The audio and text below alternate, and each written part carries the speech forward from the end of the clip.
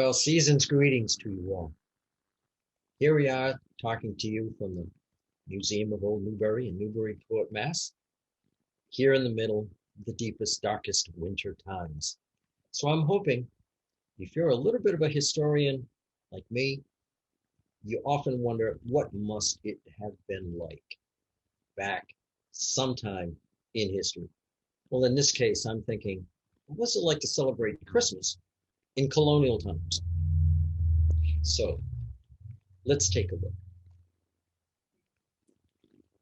Since the dawn of civilization, people have celebrated certain days in deepest, darkest winter. Why? Well, to simply drive the cold winter away.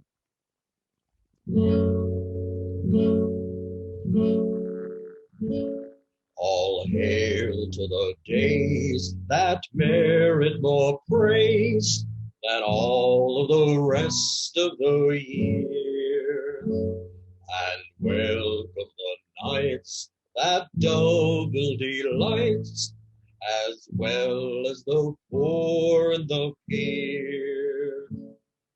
Good fortune attend each merry man's friend, that doth but the best that he may, forgetting old wrongs with carols and songs, to drive the cold winter away.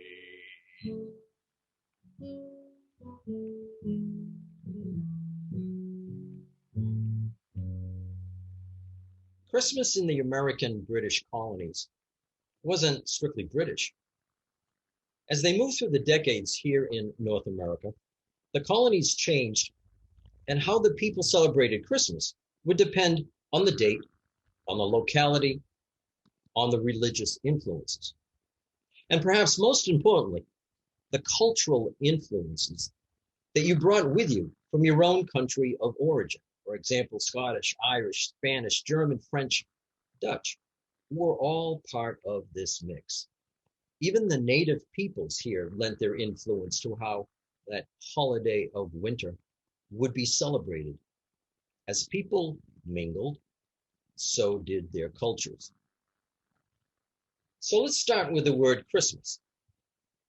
Where did that come from? Well, the first extant reference is dated to 336 AD. That's the 4th century, when the Roman Church began to celebrate the Feast of the Nativity on December 25th. Now, by observing Jesus' birthday on that day, pagan traditions associated with the winter solstice, things like wassail bowls, the use of holly and other evergreens for decoration, came to be incorporated in the celebration. The Christmas custom then spread to England, but not until, let's say, the 6th century. And later it moved up to Scandinavia, where it became fused with the pagan Norse winter feast, midwinter feast season known as Yule, such as in Yuletide. Pagan winter celebrations were to brighten the dark season and also to pray for a good growing season in the spring. In the 9th century, during the reign of King Alfred, this celebration was extended by 12 days, ending on the Epiphany, which is the visit of the Magi, which is celebrated on January 6th. Perhaps you've heard of the 12 days of Christmas. Early in the 11th century, the term Christus Masse, meaning Festival of Christ, entered the English language. And in early 12th century, this finally was melded together into one word, the word Christmas, and it now come into use. In the next several centuries, the customs of Christmas celebrations continued to develop in Europe. Then came the discovery of North America, and was the beginning of European colonies, particularly the British or English colonies, particularly here in New England. And by that I mean, then came the Puritans. Puritans were not big on celebrating. So you can imagine what happened. In 1659, a law was passed by the General Court of Massachusetts Bay Colony, requiring a 5-shilling fine from anyone that was caught, quote, observing any such day as Christmas or the like, either by forbearing of labor, feasting, or any other way. And here's an actual public notice that would have hung on the tavern walls, that if there was an inn in town, certainly on the meeting house, or anywhere else there in the center of your local community.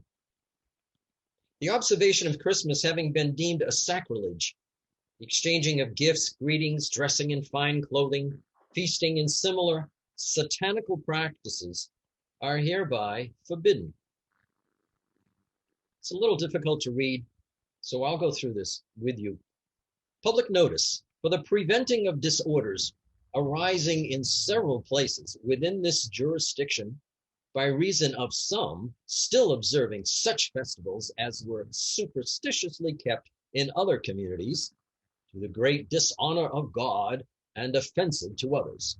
It is therefore ordered by this court and the authority thereof, that whoever shall be found observing any such day as Christmas or the like, either by forbearing labor, feasting, or any other way upon any such account as aforesaid, every such person so offending shall pay for every such offense 5 shillings as a fine to the county. At the bottom it says Massachusetts Bay Colony with the date 1659. So to boil it all down, Christmas Day was deemed by the Puritans to be simply a time of seasonal excess. And it, according to them, this excess had no foundation or biblical authority in the Bible. So needless to say then, early New England homes showed little outward signs of Christmas. All of those in the strict Puritan tradition and church would not be quote unquote celebrating Christmas. However, back in England, if you were not a Puritan, let's say you belonged to the Church of England, you were an Anglican, then merrymaking and feasting remained the most popular ways to celebrate Christmas. You could not get farther away from the Puritans. So the next song I have for you comes all the way back from 1520. As you can see there on the screen. And let me make a little note here that I tried to put the date that we think these songs that I'm going to be doing with you tonight or this afternoon, whenever you're looking at this. I tried to put the dates on each song of when we think they were published, that people could actually see these printed somewhere. And as this song talks about is the Boar's Head Carol, 1520, and it really is a boar's head on a platter. And this carol goes like this.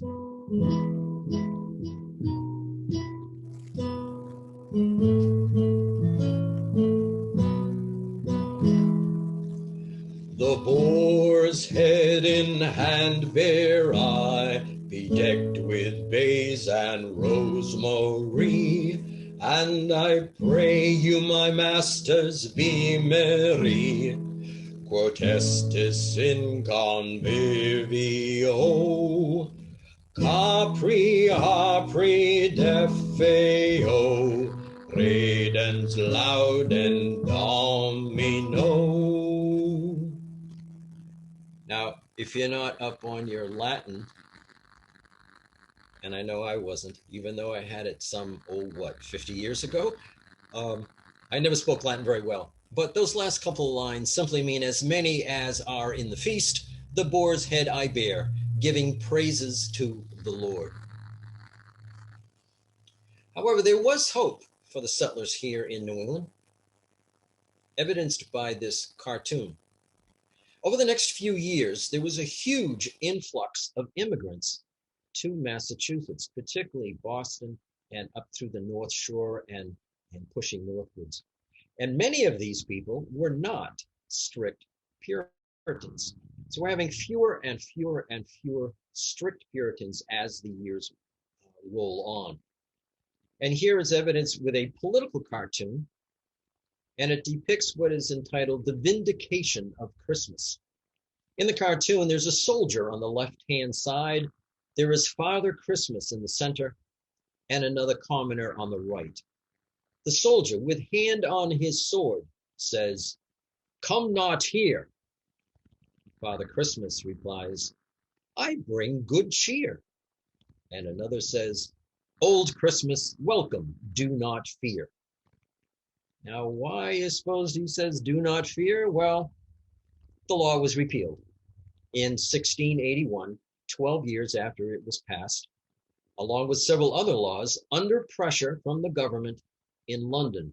So we actually have people in the colonies complaining to their representative of their or friends and families back to the English connections who were pressuring the government in London to change these very strict Puritan laws. But even so, due to the ongoing struggle between the Puritans and the Anglicans, Christmas celebrations in New England were quite subdued until the early 1800s. So we're talking over 100 years in New England, Christmas was hardly celebrated in New England. So again, these songs may sound a little on the subdued side, serious side, and there's an obvious reason for that. So the next one is a song I'm sure you have heard at sometime in the past. It's called The Coventry Carol.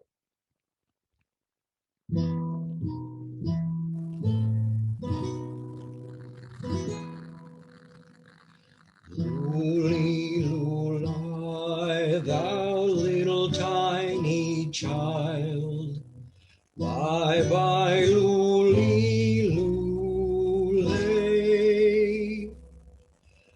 Oh, sisters, too, how may we do for to preserve this day? This poor youngling for whom we do sing, bye bye, luli, luli. And I'm sorry the words weren't there up in front of you. I have a feeling you know them anyway. Oh, sisters, too, how may we do for to prepare this day? This poor youngling for whom we now sing, bye bye, luli, luli.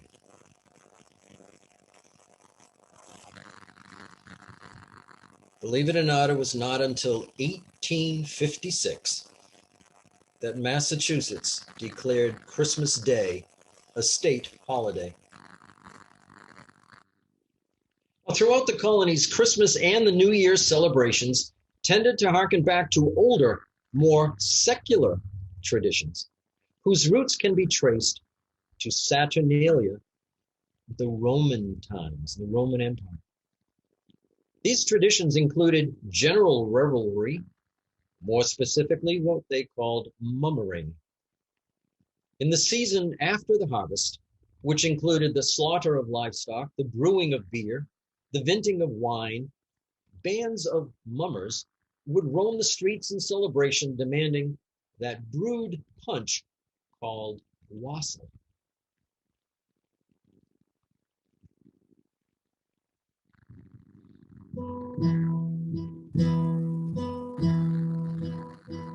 Wassail, wassail all over the town. Our toast it is white and our ale it is brown.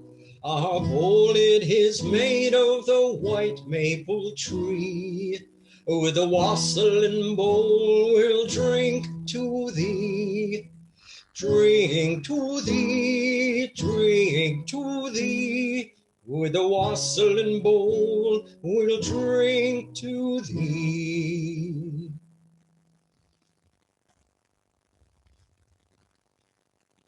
Mummers of colonial times in the early days of the new nation, often donned the clothing, are you ready for this? Of the opposite gender. The poor of the community, dressed as mummers, and yes, could demand food and brew from the wealthy in return for a song. It was not unlike Halloween. Now, here are some pictures, or a picture, I should say.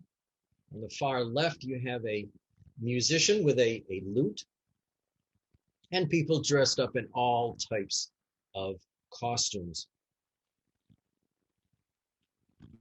Now, with or without costumes, folks would visit homes of the wealthy and hope for food and drink as a remonstrance for song. Now, if an offering of food and a wassail bowl was not made to the revelers, then an act of what I will call disappointment might result. Much like modern day Halloween pranksters might behave if they didn't get what they were looking for on Halloween, if you get what I mean. Now, this picture reminds me of the Elizabeth Mosley punch bowl from our own Museum of Old Newbury collection. The bowl, this is not a picture of the actual bowl now, but it reminds me of our bowl at the museum that served none other than the Marquis de Lafayette in 1824 down in Salem.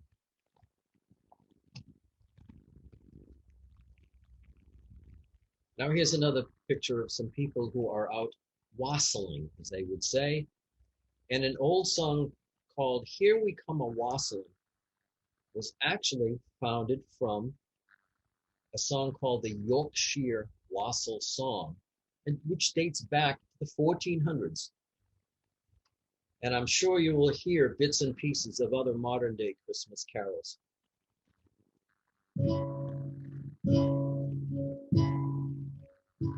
We've been a while a-wandering amongst the leaves so green, but now we come a-wassailing so plainly to be seen.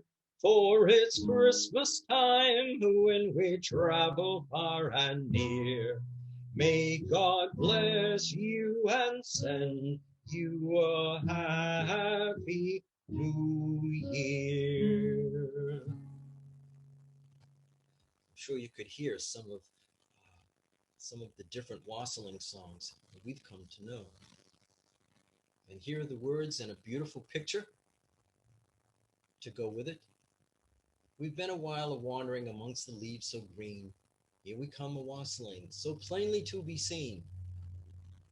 For it's Christmas time when we travel far and near. May God bless you and send you a happy New Year.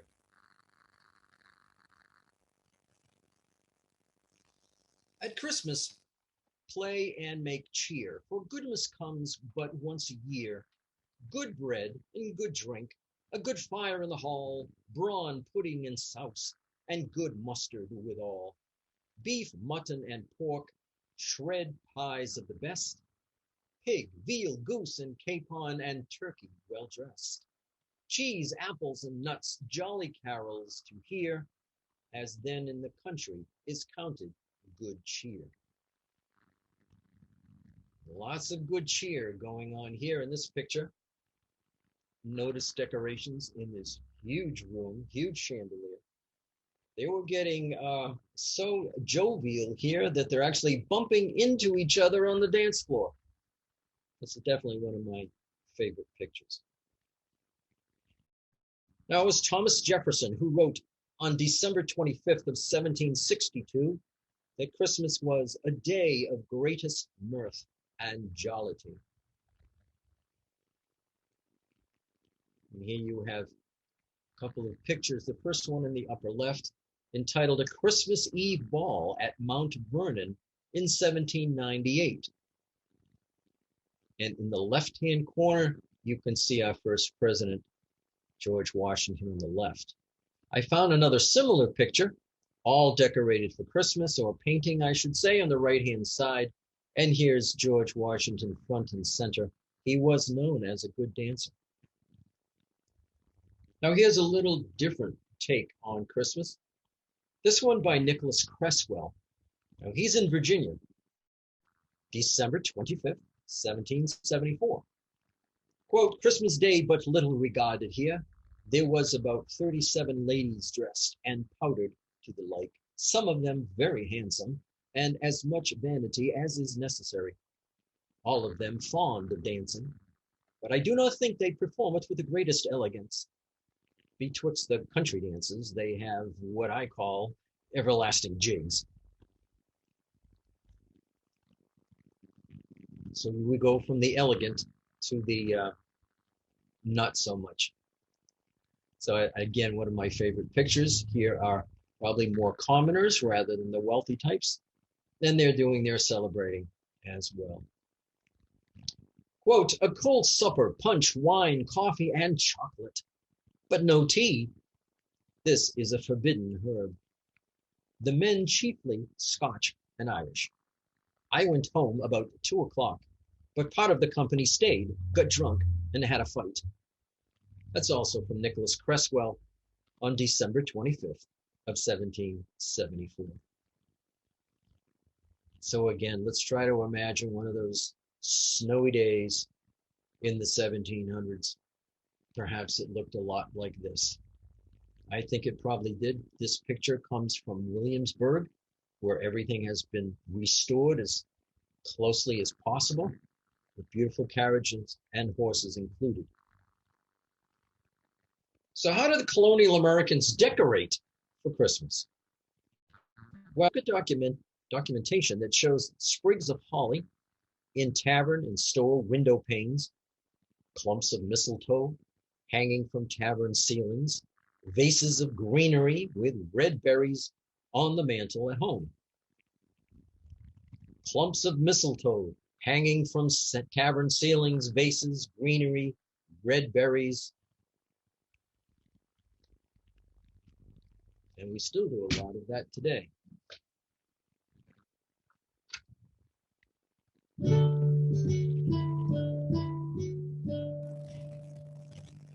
Deck the halls with boughs of holly, fa la la la la la la la la.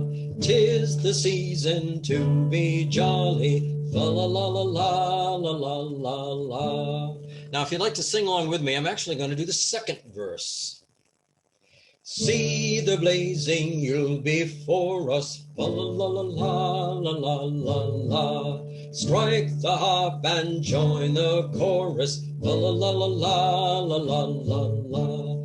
Follow me in merry measure, fa la la la la la la la la. And while I tell of Yuletide treasure, fa la la la la la la la la.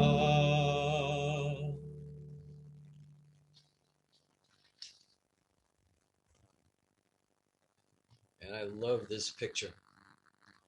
So I put a little red and green arrow pointing to what's important in the picture, besides the sleeping dogs on the floor, the huge wassail bowl on the table, the sprig of mistletoe hanging from the ceiling, and two folks taking advantage of it.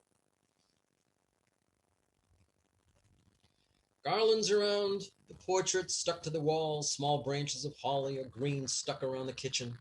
Churches were strewn with fresh scented greenery, tables set with elaborate fruit pyramids, and étagères laden with fruit, nuts, and sweet meats. But generally, there were very few outdoor decorations, which might surprise you, such as wreaths on doors. Those came a little bit later.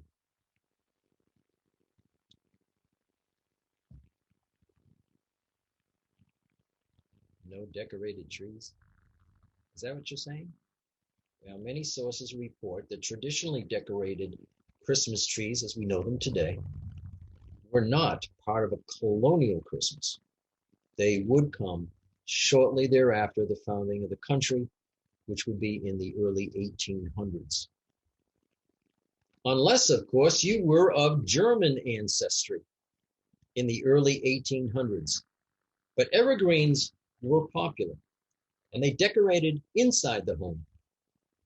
It's not much of a stretch then from sprigs of evergreens to dragging in a small tree, maybe a bigger tree. But whatever the greens, they were decorated much more sparsely than the trees that we're used to seeing today.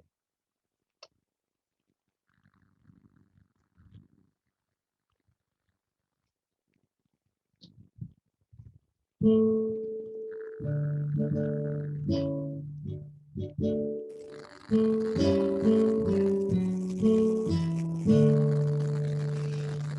Christmas tree, how are thy leaves so verdant?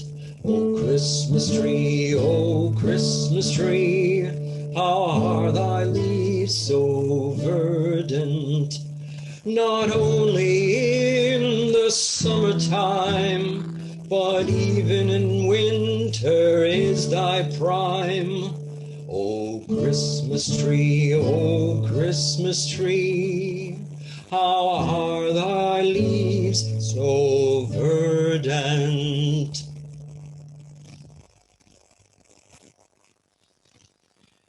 Englishmen who came to the American colonies, as we said earlier, brought along their cultural traditions, not only in their decorations, not only in their music, but the way they dressed, their manners, their social behavior. Now, Virginia settlers, who were not Puritans, tried to recreate the ambiance that they had known back home. Their Christmas, imitating like those in the English manners back home, evolved as an interval of leisure to enjoy feasting, visiting, dancing, and games. Even in Virginia's critical early days, the settlers did not forget Christmas. In the earliest days, we have Captain John Smith, 1609. Quote, he kept, quote, Christmas amongst the savages, where we were never more merry, nor fed on more plenty of good oysters, fish, flesh, wild fowl, and good bread, nor better fires in England than in the dry, warm, smoky houses of Quihotton. Now, Quihotton is now part of Hampton, Virginia. Now, here's a depiction of Father Christmas. And it comes from, he was a very popular figure in English plays and poetry. And again, this would be more in the secular world, not the religious, but it would be Father Christmas. And most interesting about this particular depiction to me was the beautiful fur-like trim all down the front of his vestment there, and what looks like it might be white fur around that hat he has at the top. Reminds me a little bit of Santa Claus and how we depict him today. There was good wine and all kinds of beverages, so there was a great deal of carousing. Fitzhugh provided for the entertainment. 3 fiddlers, a jester, a tightrope walker, and an acrobat who tumbled around. This was written during 1680, during the Christmas season. Now here we have a gentleman that's loading fat wood. It's a type of wood that has burns with very little smoke and burns very brightly. And that is what would provide for outdoor illumination at night. Remember, the sun goes down very early. So if you're going to be getting out at all and getting around, they would have these lanterns sort of things. They're like little bonfires hanging on posts. Nowhere was Christmas Day celebrated with more solemnity than in the Roman Church. Pews and altar were decorated with branches of mountain laurel, whose leaves are green in wintertime and resemble the cherry laurel. That was written by Peter Kalm on Christmas Day, Philadelphia, 1749. Christmas is come, hang on the pot. Let spits turn round and ovens be hot. Beef, pork, and poultry now provide to feast thy neighbors this tide. Then wash all down with good wine and beer, and so with mirth conclude the year. That was found in the Virginia Almanac, 1765. When it grew too dark to dance, we conversed till half after 6. Nothing is now to be heard of in conversation but the balls, the fox hunts, the fine entertainments, and the good fellowship which are to be exhibited at the approaching Christmas. How about gifts and toys? Well, gifts were usually given to children and servants. Jefferson himself recorded in his 1779 account book that at Christmas he spent 48 shillings for Christmas presents. Some advertisements in colonial newspapers offered toys for Christmas treats for children. Here's a Christmas card depicting Father Christmas that I've chosen because on the brim of the large, what looks like a wassail bowl or punch bowl for sure, are the words peace and goodwill engraved on the rim. How long was this Christmas season? Well, there's Advent, and that is the preparation that goes on for 4 weeks before Christmas. Then it's Christmas itself on the 25th. January 1st, we call it New Year's Day. In the church, it's known as the Feast of the Circumcision, which is 8 days after Christmas. On January 6th, we have the Epiphany of Jesus. That's 12 days after Christmas. But we can go all the way to February 2nd, which is the Purification of the Virgin, 40 days after Christmas. Here is perhaps my favorite of all Christmas quotes, or Christmas season quotes. Between 4 and 5, I received an invitation from Putnam and F. Bradbury to join them for a party at sleighing. Though not particularly desirous to go, I did not refuse, and at about 6 o'clock we started. We went to Sawyer's Tavern, almost 3 miles off, and there danced till between 12 and 1. The company was rather sorted, but the party was agreeable. Again, one of my favorite quotes, and before I go on, I want to say, please notice that that is sorted and not sordid, as I made the mistake of saying one time. It simply meant there were a lot of different kinds of people there, but it was agreeable, which means he had a great time. So who is this he? None other than John Quincy Adams, and he wrote that in his diary while he was in Newburyport in January 22nd, 1788. Sawyer's Tavern, just between 3 and 4 miles away in what is now West Newbury, right on the Bradford Road. You might know it as Route 113. If you're familiar with West Newbury, we think the Sawyer's Tavern was in close vicinity of Brown Spring Farm. That area there, Garden Street comes into Main Street there. So you can see that sleighing was something that was quite common. It might have looked like this. This is, again, a beautiful etching on for a Christmas card, but you see some beautiful art there. And you can see a depiction of a horse and sleigh. But I often wondered, would they go out on a night where there was a lot of sleet and rain? Wouldn't that have been miserable? Well, perhaps. They rode in something like this. It's also a sleigh, but it's enclosed. So my guess is that you were probably fairly wealthy if you had one like this. Why did the Masons hold special celebrations on December 27th? Well, December 27th is the feast of St. John the Apostle and Evangelist. St. John happens to be one of the 2 patron saints of the Masonic order. How popular was the music, the carols, and the hymns at Christmas time? Well, here's a quotation. It'll give you a little idea. The evening I spent at Mr. Guy's, I sung for an hour, at the good people's desire, Mr. Watt's admirable hymns. I myself was entertained. I felt myself improved. So much love to Jesus is set forth, so much divine exercise. This was written by Philip Fithian while traveling the Virginia countryside, and he wrote this in his journal on Christmas Eve of 1775.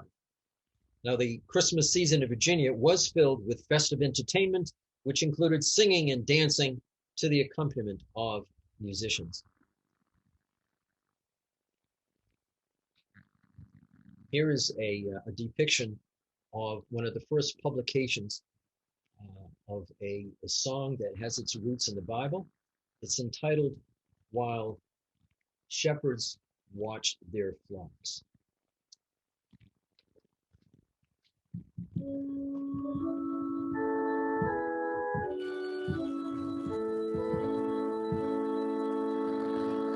While shepherds watch their flocks by night, all seated on the ground, then the angel of the Lord came down, and glory shone around,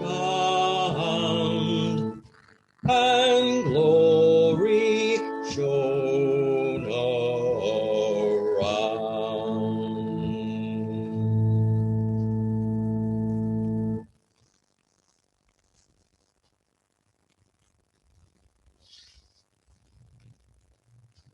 I'm sure there has been a Christmas season sometime back in your life where this particular song was sung. Perhaps it was a church service or something, a gathering of folks singing carols.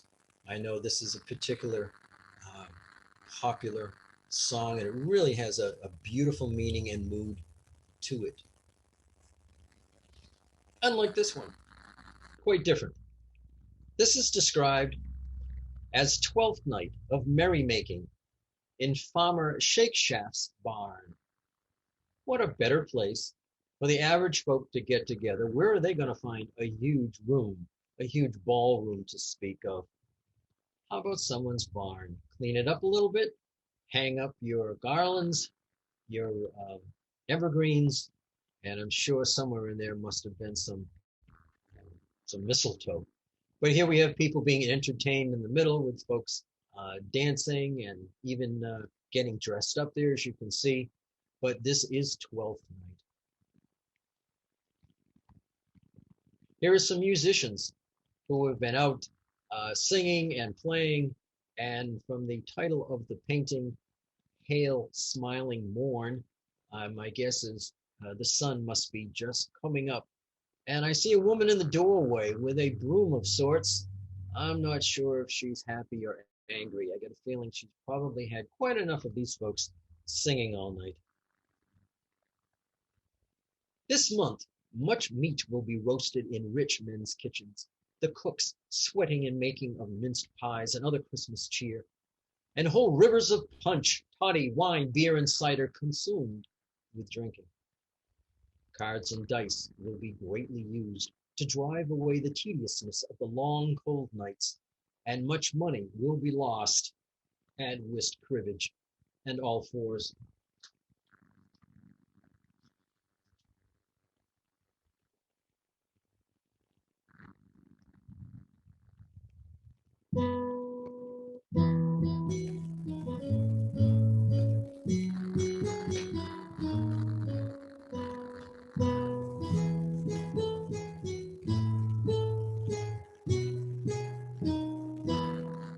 We wish you a Merry Christmas. We wish you a Merry Christmas. We wish you a Merry Christmas and a Happy New Year.